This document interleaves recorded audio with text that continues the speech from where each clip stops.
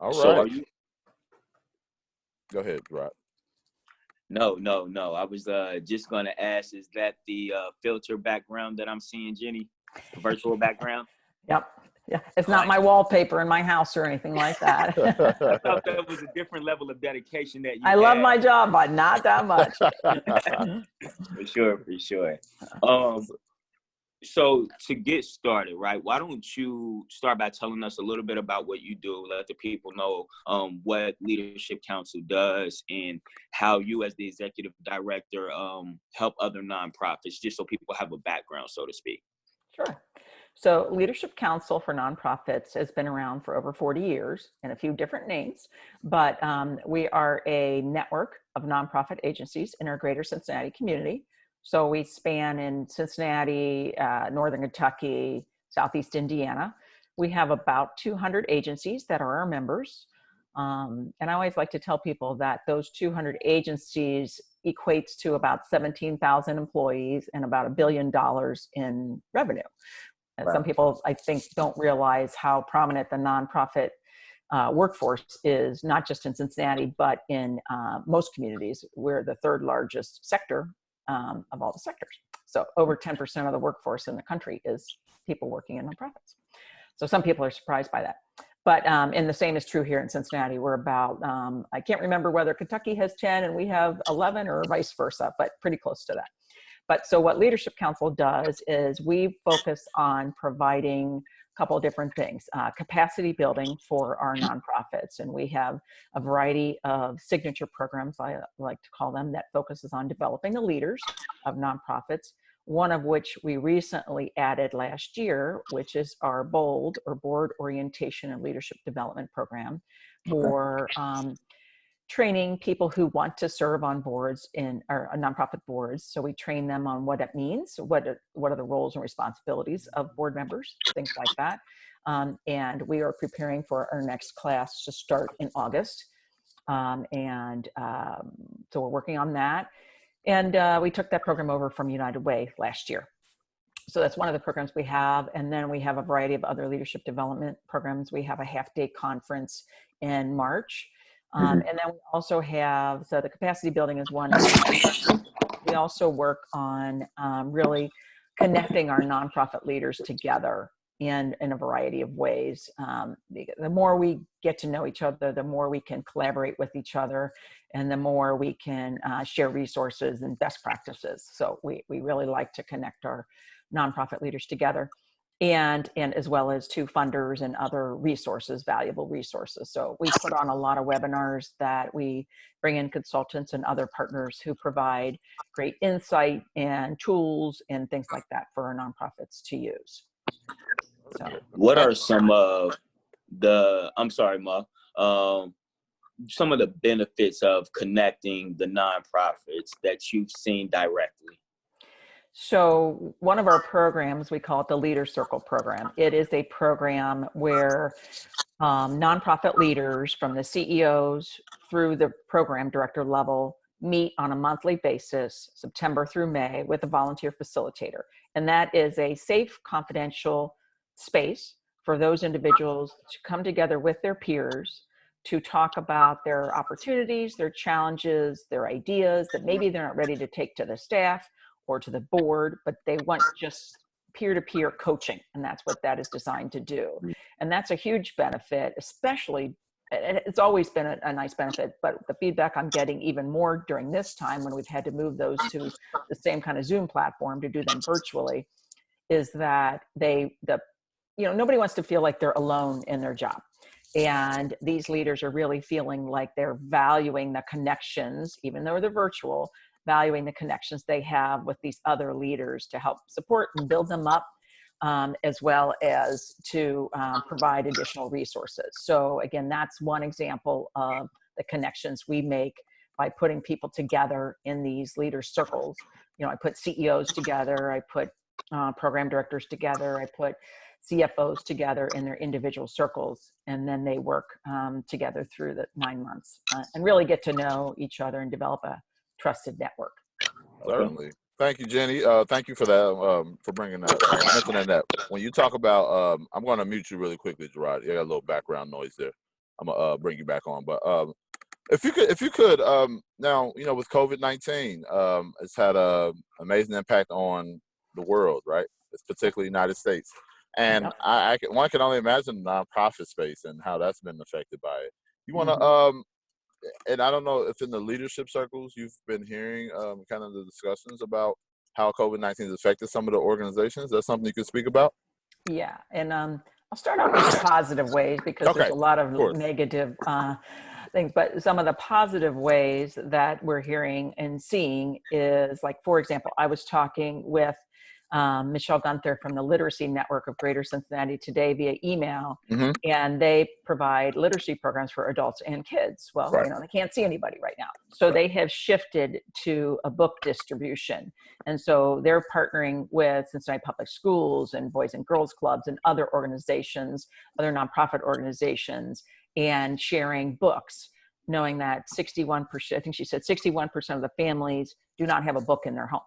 So their literacy network is working on distributing books, new and used books, to kids, and I presume adults as well. Certainly. But so that's something good that they're partnering with other nonprofits to make that happen.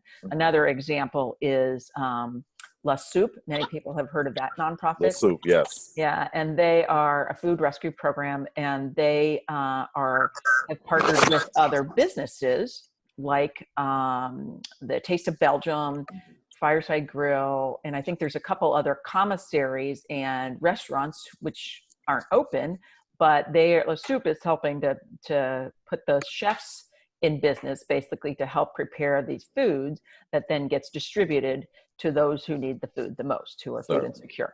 So those are some examples of a couple, you know, good nonprofits. There's lots of good nonprofits, but people working together collaboratively. But some of the challenging situations are employees, nonprofit employees, like many businesses, that are getting furloughed or terminated. You know, I know Talbert House furloughed, I think I heard 50 people. The Zoo, which is a nonprofit and one of my members, they had to furlough at least 170 members or employees. And so others are working really, really hard to utilize their employees to pick up doing stuff that they don't normally have in their job description. So it's a challenge. And of course, then there's, because the revenue is so down in the city, the city has, at one point they said, I don't know if they've changed this or not, but the city at one point said they were going to have to cut the funding to nonprofits 25%. Wow. That's a big hit. That's a huge hit. And so I'm sure there's a rallying cry from the Human Services Chamber and others to say, you know, you can't continue to serve more with that much less. So the nonprofits have banded together to talk to legislators for a variety of issues, one of which to sign on to make sure nonprofits were included in the CARES Act, because at first they didn't have them in the CARES Act. So things like that, you know, there's a lot of advocacy work being done, but it's just a struggle, especially for those who are really on the front lines. Certainly. And I also, if you could talk a little bit about United Way and some of the things that they're doing along with Greater Cincinnati Foundation. Right. Yeah. So, you know, Cincinnati is a very philanthropic and generous community, and Greater Cincinnati Foundation, GCF, and United Way, and several other funders, but those are the two primary ones, have banded together to create a rapid response fund. And I don't know the exact dollars, but I believe they were up to $5 million collected, and they've distributed several million by now to, again, a wide variety of organizations. And again, some on the front lines and some even maybe not on the front lines, but supporting nonprofits in different ways. So that's a really good sign, and a very sign of our generosity in this community, and that they decided as funders to really pivot. The application process is fairly simple. I've looked at it, and their response time is very so those are good things. Certainly. Hold on one second. Go ahead, Gerard. I'm sorry. One second. All right. Thanks, Mark. Yeah. No worries. Jenny, how are they going about deciding who who to allocate the funds to? Is it just based off of application? So all you would have to do as a nonprofit is apply and they will review the application? Or do they have certain ones that they definitely want to make sure receive some of these emergency funds, so to speak? I'm not sure of their exact process. I do know that there is an allocation committee that meets regularly. That's made up of a variety of people, some within the GCF staff and some outside of the staff, who are very involved in the community, the funding community, and that they are reviewing that both. I think the way they're looking at it is immediate needs, intermediate needs, and recovery needs. And so those are all different. And so they've been able to make those decisions. It's not just every application gets something. Right. I think some people perhaps have gotten more than maybe they asked for, and others have gotten less. So I would guess, I don't know all the details, but it's not just an automatic. Yeah. Let me ask you this. With there being over 200 nonprofits that you all serve and assist, what nonprofits do you feel like help the minority communities that you've worked with that you would tell some of our viewers who are maybe in underserved or underrepresented communities that they should look into for assistance, albeit food, clothing, literacy? Obviously, you mentioned the Literacy Network. Any other ones that you could mention? Boy, any nonprofit that you have is serving the minority community in a variety of ways. On my Leadership Council website, there's kind of a coalition of I have a COVID page and resource page, and when this on Monday, I update it every Monday, and there's a link up there. I think it's a coalition basically of where I'm looking at it now, of organizations from African-American organizations. So it's the Chamber and it's Urban League and a variety of others who are banded together to help serve marginalized population in the Cincinnati region. And so that's a good spot to go to. And I have it under the Equity Impact section of my COVID page. If anybody, I can put the link out there on the chat room if anybody wants to go there. And so that's a good resource, but there's so many, thank you for putting that out there. So there's just a wide variety. I know, there's others. One of my members is Mortar, which you may have heard of, which is, for startups for minorities, and they've provided resources. They're not funders, they're not a funding community, but they've helped connect people together with resources that are available. Certainly. With now what's going on, I can imagine Mortar and other businesses, because Mortar's for more so entrepreneurs looking to get started up, right? Right. What advice, Ms. Jenny Berg, would you give someone who is looking or had aspirations to begin a nonprofit prior to COVID-19? What advice would you give them? If they wanted to start a nonprofit? Yeah. Would you, let's say they were ready to fill the paperwork and everything is on hold right now. How would you tell them to remain ambitious? What words of encouragement would you give them? Well, this isn't really COVID related, but I would say that before anybody starts a nonprofit, they need to do a lot of market research. Okay. And, regardless of COVID situation. And my concern is because of COVID right now, there's going to be many nonprofits that are not going to survive, because they don't have the infrastructure, they don't have a reserve account, they don't have the appropriate leadership, they don't have the board structure, they don't have funding. Funders are hard pressed. They cannot fund every nonprofit organizations that are out there. So my advice would be do your market research. I always equate it to, you wouldn't open up a coffee shop on a corner without looking around and see who else has got coffee shops on the corner in the neighborhood you're looking at. Right now. So if you have, I understand the passion one might have in their heart, but there are 10,000 nonprofits in our greater Cincinnati area. And there's somebody out there, most likely, that is doing something similar, might be slightly different than you, but maybe your idea could be a program of that nonprofit. It would save you a lot of heartache and having to develop the infrastructure. So that would be my, write it out as a program under nonprofit, learn everything you can from that nonprofit.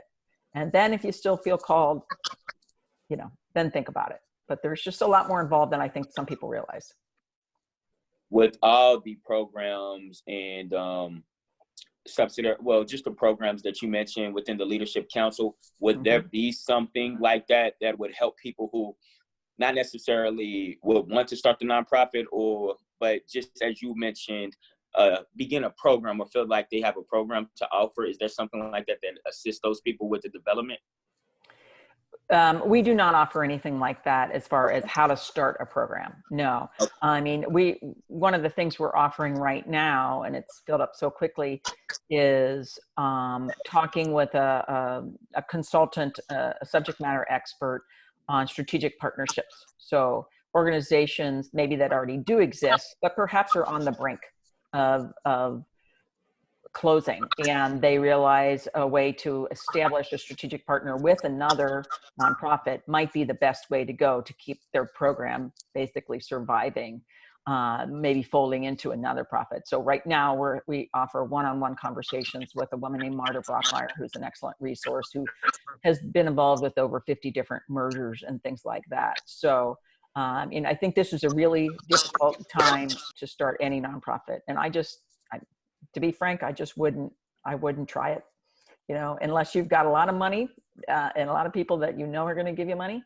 I would watch, and I would offer your services, whether it's volunteer or your program, to another organization that may be looking to fill a gap perhaps that they have. Yeah, certainly. I hate to be negative, but no, I appreciate you bringing that up. I mean, one of the organizations I do a lot of work with is Cincinnati Youth Collaborative. And I remember several years ago, under the leadership of Ms. Keller, they had merged, jobs for Cincinnati graduates merged with their program. And I think that was a great merger. And it's allowed CYC to kind of expand their programs and, kind of have a better reach working together. Right, exactly. When you do that research, there's so many organizations in Cincinnati doing many different things. And often, like if you're starting a nonprofit, it's best to, like you mentioned, Jenny, is to do that market research. Understand that, there's a nonprofit already doing this. Maybe I can do some work with that nonprofit. Maybe I can, offer, again, a program that they can assist and help you with. So, I do thank you for mentioning that. So, it's a good learning experience. Again, if it's meant to be, it can stand on its own. But there's just so much support one needs. There's just there's not a bottomless pit of funding and board members and infrastructure. And a lot of people try to do this on an all volunteer basis, and that's very challenging. I mean, I'm involved in some of those, so I know how challenging it is, because you're a working board then, and that's hard. Yeah. Speaking of boards you're involved with, I see that Impact 100 announced a donation of $68,000 to the COVID-19 regional response. Can you talk a little bit about that? Sure.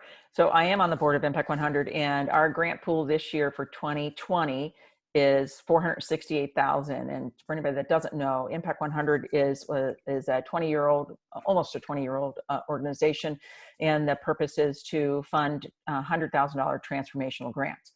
So because our grant pool this year was $468,000, our plan was to award 4 $117,000 grants. So we just take that 468 and divide it until we get to the next 100,000 level.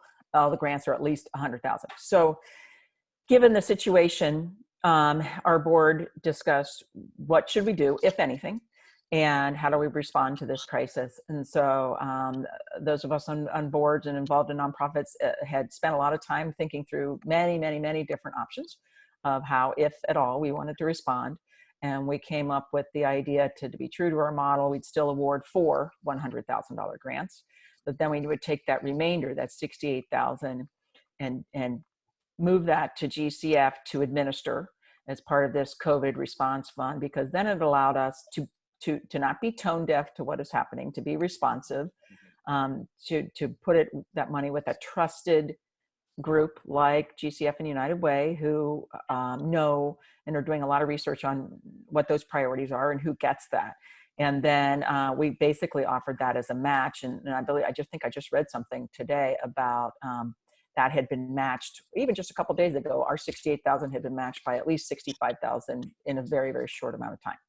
So that just basically our 68,000 has been virtually doubled by the generosity of others.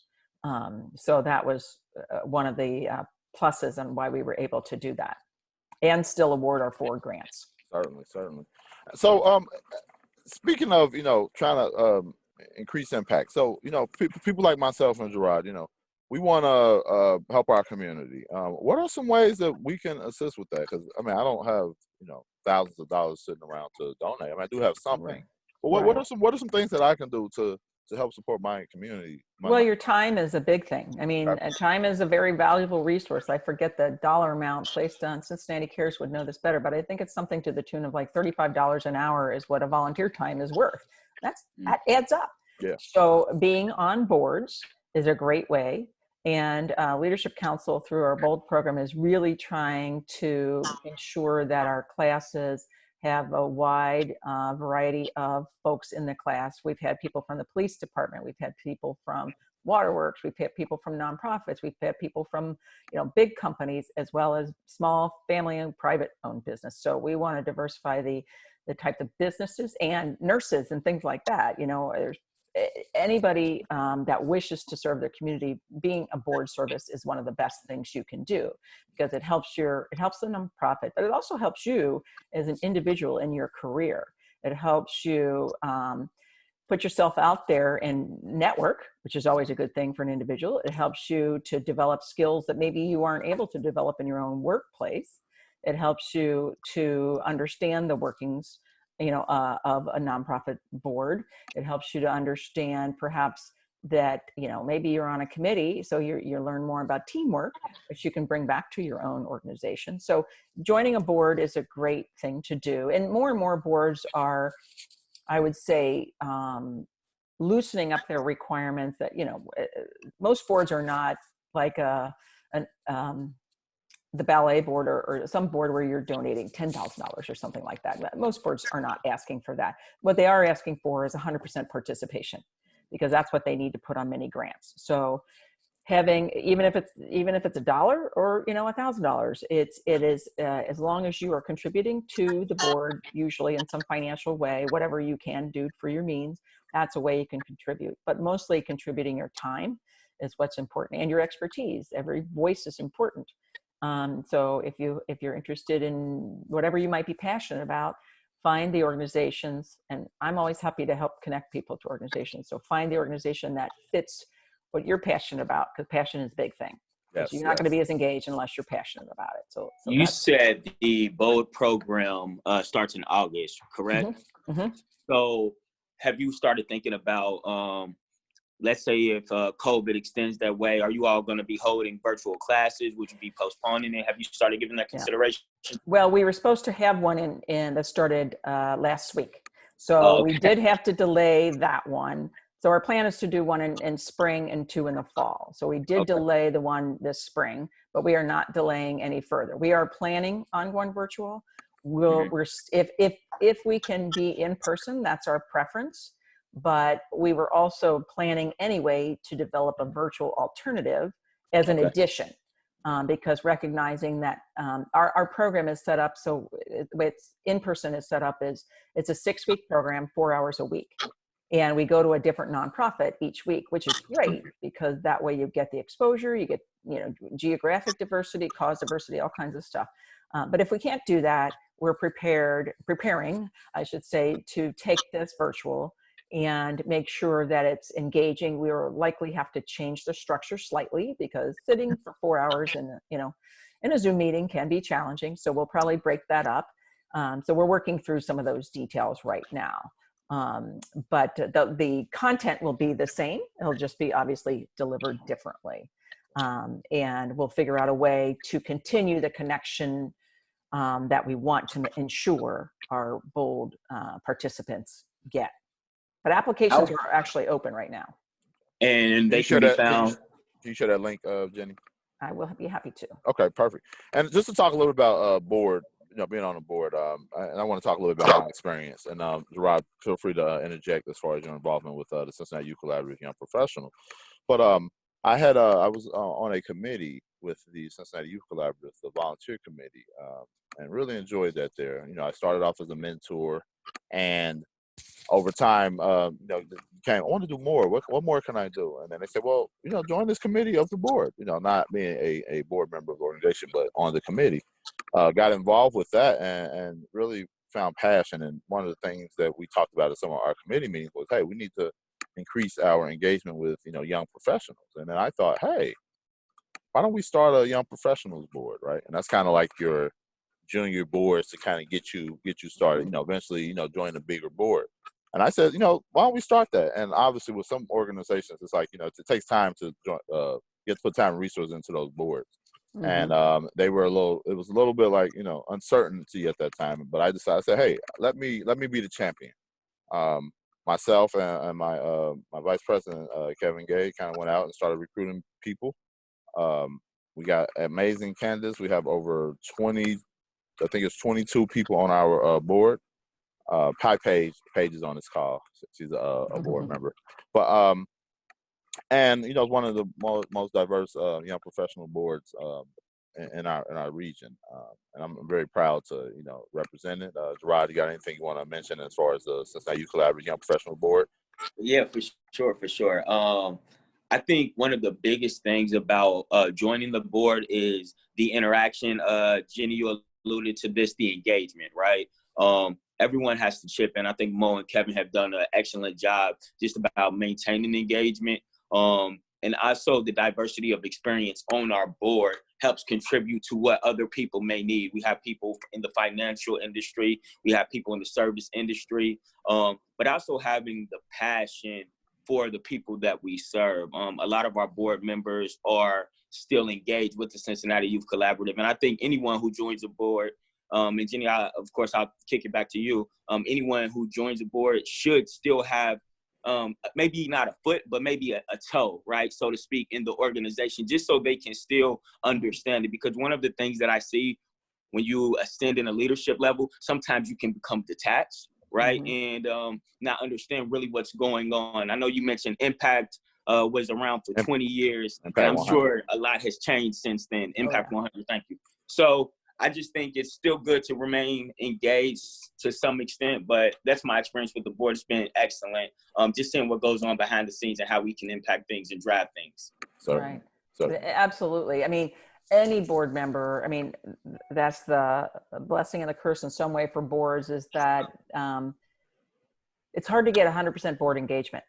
And the more we can do to do that, whether it's, a lot of boards might have, if they're serving dinners, for example, they might have their board do that one time.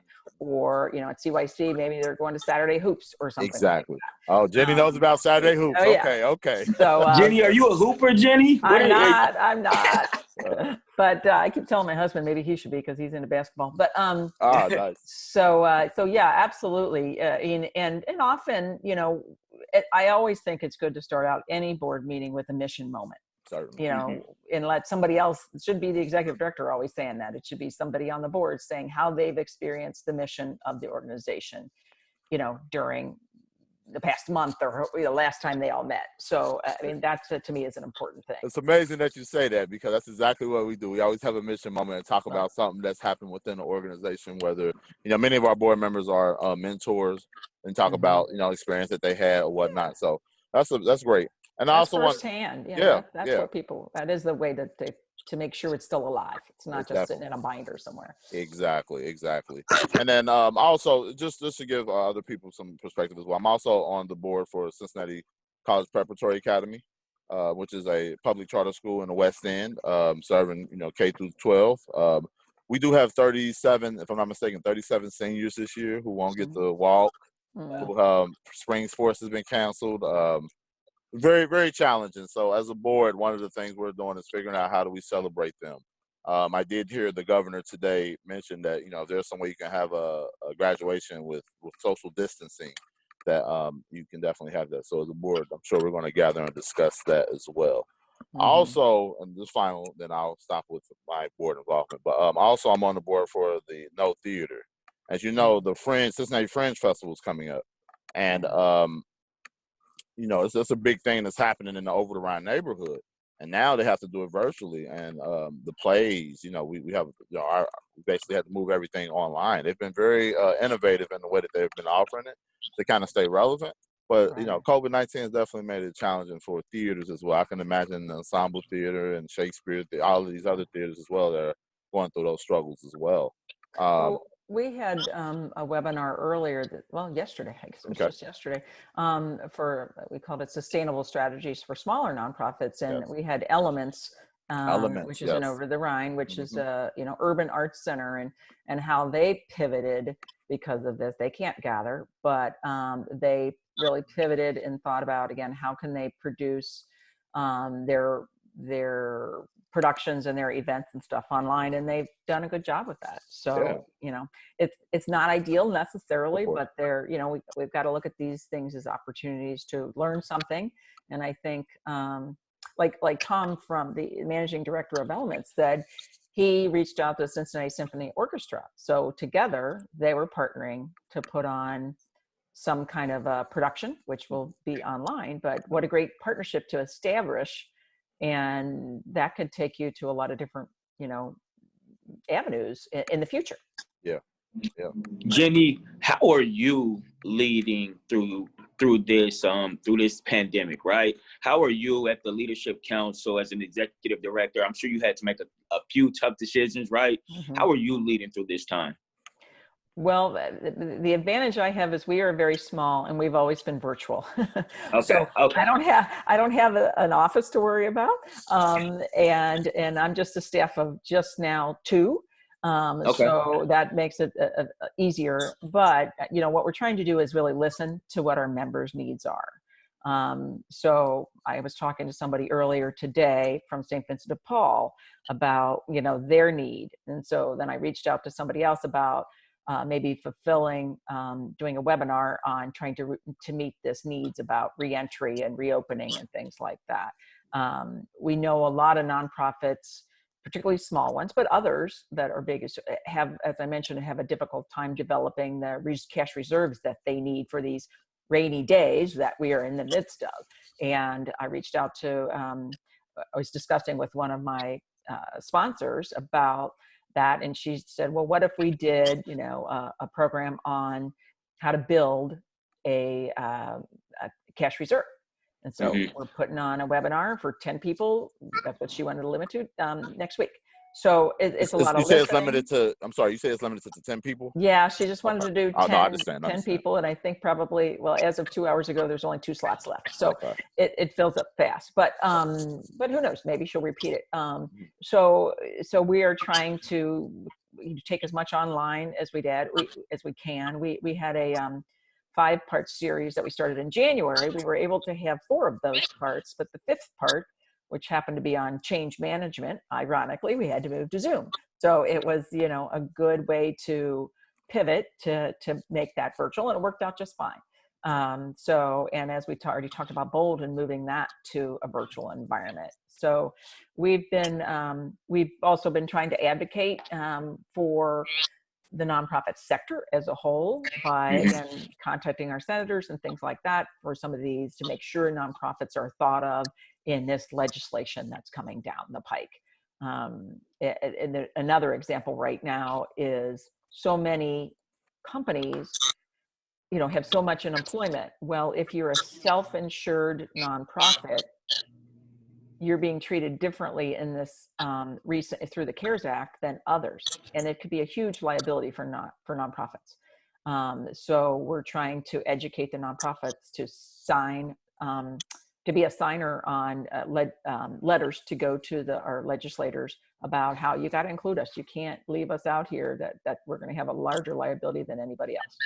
So, I'm glad you touched on reaching out to senators and legislation. Can you speak to, do you really feel like that has an impact, right? 10, 20, 30 people reaching out. Do you feel like that, or does it have to be the hundreds, right? Obviously, the more the merrier, but how big of an impact does it have, just so people understand how important it is to reach out to your senator, governor, Great question, Gerard. Great question. Yeah, well, I think it is important. Every one person that reaches out is one more than did before, you know. Right. And there's something that just came through today.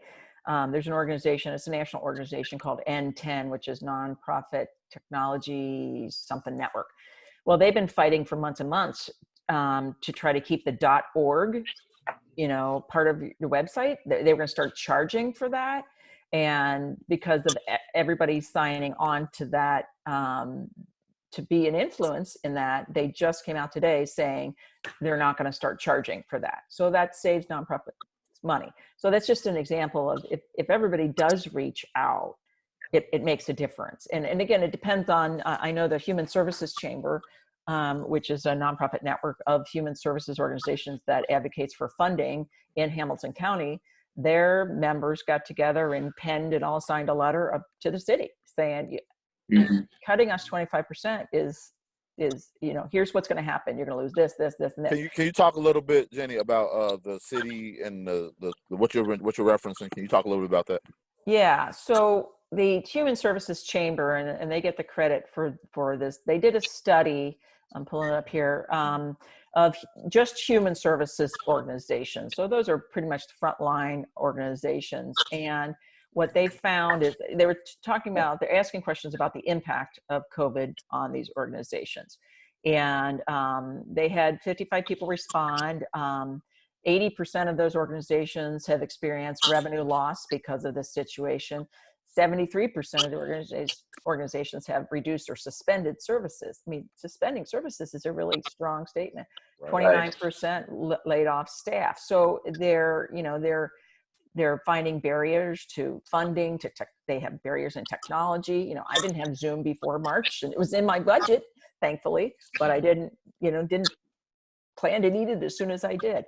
And I'm just a small nonprofit. So, I mean, they're dealing with a lot of people who have households that are well below the federal poverty level. So they're dealing with more families with children. And I mentioned the literacy, you know, so there's just so many challenges that these frontline human services organizations, mental health, people with disabilities, domestic violence is going up, you know, that their services are going up, their funding is going down. They've had to, because of cost issues, they've had to furlough or lay people off in some instances, not all, but in some. And then on top of that, their own fundraising events are getting canceled right and left. I mean, 66% of people have had to cancel an event. So those are all challenges that so many organizations are facing.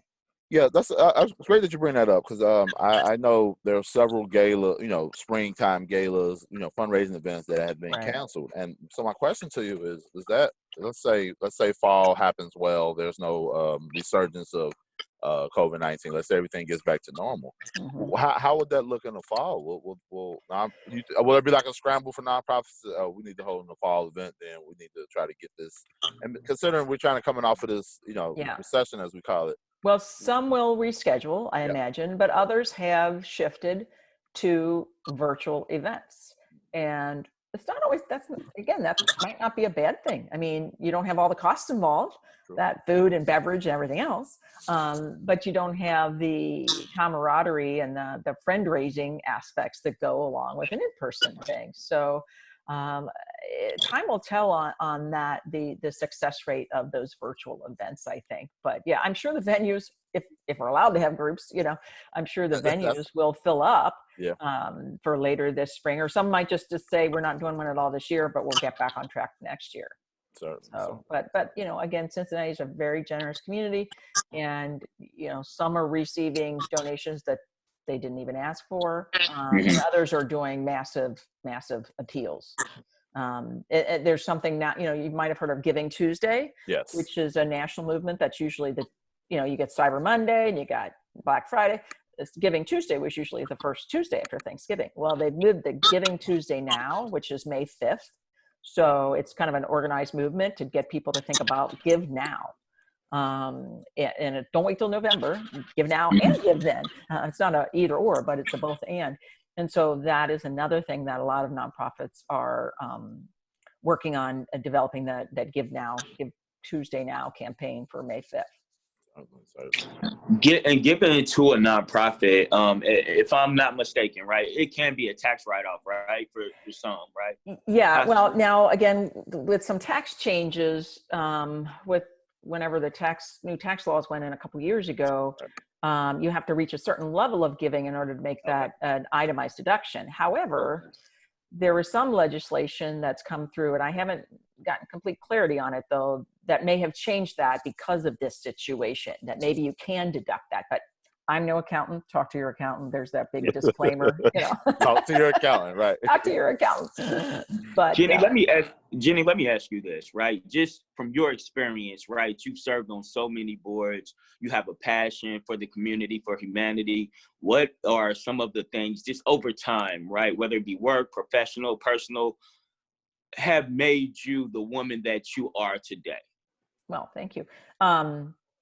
I've been fortunate in that I grew up in a home with parents that had learned from their own parents about giving back to the community and being an importance of that. And so that's where the seed was planted. And then I just, took that and tried to water it and make it blossom. So I'm a firm believer in that you have to make society a better place than the way you've left it. And tried to instill that in my kids and everything else. So, but I've learned just like everybody else. I joined my first board 20 something years ago and didn't know anything about what the heck I was supposed to be doing. But I learned to, I say three things usually: speak up, show up, and sometimes you got to shut up. So, Hold on, say that again. Say all three of those things again. Speak up. We speak up, show up, and sometimes you have to shut up, because it's not all about you and your own personal agenda. It should be about what the board is trying to do. But showing up is a big thing. Showing up, if you're going to say you're going to do something, you got to do something.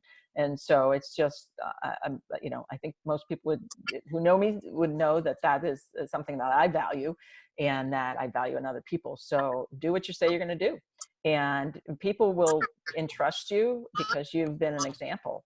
And that's where I felt like, and don't be afraid to change. Sometimes I've told my story a number of times and think, I always seem to be in places of leadership transition. And I start to think, am I the cause of this? Or am I there because I can help us get through it? I'm not sure if they know the answer yet, but I think I've helped organizations get through some challenging transitions. So because I speak up and I show up, and sometimes I should shut up more than I do. No, thank you for that, Jenny. And one question I have, you spoke a little bit about nonprofits, many won't survive. Is there any kind of outlook that you have kind of looked at to see, or have you identified any organizations that may fall under as a result, or have there already been some that have fallen under as a result? I have my suspicions, and I wouldn't want to name any names, but and or the types of organizations maybe. It's really the organizations who don't have any kind of cash reserves, who can't make a payroll, and so many organizations have less than, I forget the study there. Michael Jones, who's one of our partners for Bold, who works at UC in his economics department, did a study. And I think most, I forget, a high percentage, I don't remember the exact percentage, a high percentage of nonprofits have less than like 3 weeks of reserves. Well, if you can't make your payroll, who's going to, come work for you? Who's going to remain working for you? And how are you serving folks? So you've got nonprofit does not mean you can never make any money.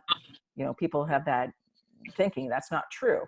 You have to be a responsible nonprofit. You have to develop a cash reserve. You need to have this rainy day fund for situations that come up like this in 2008 type of thing. So if you don't, you are going to be scrambling and you won't be able to focus on your mission. You'll be trying to focus on where the next dollar is coming through. So, I'm sorry that there will be organizations that will not be able to come. And if they're smart, they'll already be talking to other organizations that maybe they could fold into. Exactly. And that's one of the resources, again, we're trying to provide. Certainly. When you compare it to 2008, you mentioned 2008. How do you? 2008 so far, we're still in the middle of this one. How would you compare the two? It's as far as how the effect that it's had on the nonprofit space. Now, and I was in a different space in my life at that time, but it's different in that this really came on so suddenly, and with laying people off and things like that. And and you have just the whole safety aspect. In 2008, you didn't have a safety aspect. No, right. And bringing people back together with organizations, they're not safety experts. You know, who knows how to where masks come from? And you have to have those now. I mean, I've seen on social media, people going, I need to buy PPE before my people start coming, or my volunteers and my staff come back to work. Where the heck do I get this if you've never had to buy it before? Right. You know, so there's so many different situations that nonprofits are facing now that they didn't have to face at all in 2008. You know, yes, people were reviewing budgets and reviewing cash flow and looking at that, but they didn't have to worry clearly about the safety of balancing your volunteers, your staff, and the people you serve, to making sure not one group is infecting the other. So that I think is kind of the dark, challenging cloud for those on the front lines. You know, I'm not. You know, I'm just a small nonprofit and I don't face a lot of people, but a lot of those organizations are, you know, I heard Kurt Reiber from FreeStore saying they went through 6 months worth of food in a month. Wow. So, you know, so they're, you know, handing things out every day. Speaking of FreeStore Food Bank, I'm glad you brought that up. How are they faring? I recall an article where they were like, if we don't get any kind of assistance, we're going to run out of food. I would suspect if they've gotten some funding from GCF. I don't know. You can go to the GCF website and see who they have funded specifically. Mm-hmm. And I haven't heard anything lately. But you know, they're part of a large network too, Feeding America. Yeah. So I'm sure they'll be helping to take care of the FreeStore. Not that they wouldn't be struggling, but you know, I'm sure they've had to shift. I no doubt. Certainly. Yeah, and I know one of the Bengals players, and also Geno Atkins, I believe he was kind of one of the first Bengals players to donate $100,000 to the FreeStore Food Bank, which you know, came right on time for them. Right. And I did also read that they don't want people to do food drives or anything like that. They're advising that if you want to help them, that you make a donation, or so that they can deploy the resources better. Yeah, I mean, they're probably again concerned for everybody's safety on how others handle other food pantries and whatnot handle that. But so it's a challenge. It's a challenging time for many businesses, of course, restaurants and everything else. But you know, I think we just got to remember the good stories that are coming out of it, with the partnerships between businesses and nonprofits, and hopefully those will continue. Yeah, and I do believe that, you know, throughout this we'll learn a lot. While, you know, some won't survive, I think we will come out stronger as a region as far as our nonprofit space, and you know, I'm confident in that. And you know, I do want to thank you for spending time with us to give some insight. You know, many of our viewers, I think this will be very valuable for them about, you know, nonprofits and, you know, some of the things that they're going through and how they're able to, so the impact that it's had due to COVID, and how they've kind of had to pivot. And I think that, I mean, all of us in our life right now, we're having to pivot. You know, you know, Zoom has become one of the things I'm using the most, right? Whereas before, you know, I didn't even have the app on my phone. Now it's like, okay, I have to make sure I know how to use this, you know, make sure we don't, you know, get bombed or, you know, whatever it is. So, you know, I do thank you so much for taking time with us today to give that insight. You're welcome. Gerard, do you have any?